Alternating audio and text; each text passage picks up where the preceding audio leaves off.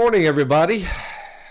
I hope you're having a great day today. I'm having a wonderful morning so far, and we get to look in 1 Samuel chapter 6, verses 16 through 18 on this 12th day of January. So this is exciting. So let's get into the Word, get your coffee, and let's take a moment and look at these verses. It says this in verse 16, "And when the 5 lords of the Philistines saw it, they returned that day to Ekron. And these are the golden tumors that the Philistines returned as a guilt offering to the Lord. One for Ashdod, one for Gaza, one for Ashkelon, one for Gath, and one for Ekron. And the golden mice, according to the number of all the cities of the Philistines belonging to the 5 lords, both fortified cities and unwalled cities, or villages. The great stone beside which they set down the ark of the Lord is a witness to this day in the field of Joshua of Beth-shemesh." All right.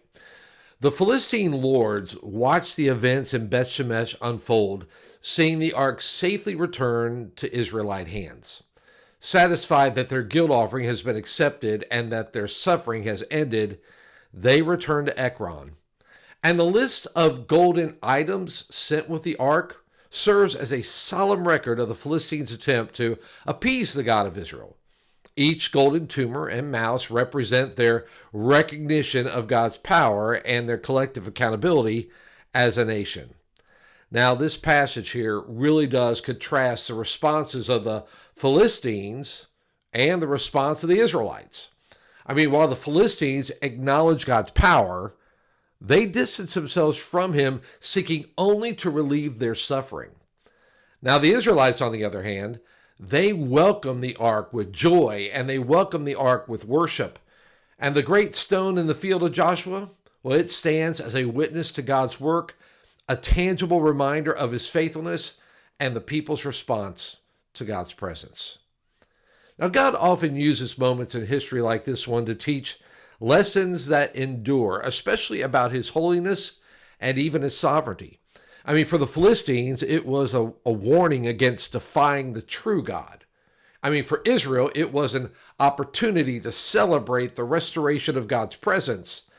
And the stone in Joshua's field, well, that symbolizes the faithfulness of God's provision and his power to restore what is indeed been lost. Now, it reminds us of the importance of remembering and responding rightly to the works of God. So let me ask you a question. What stones of remembrance can you set up in your life to remind you of God's faithfulness? I mean, it might be journaling about answered prayers. It might be sharing testimonies with others or making significant milestones of God's provision. I mean, these markers help us stay grounded in gratitude and help us to stay grounded in worship. So today, reflect on a time when God restored or provided for you in a powerful way. Thank him for his faithfulness and consider how you might commemorate that moment as a witness to others of the goodness of God. Have a great day. We'll see you back here tomorrow. Bye-bye.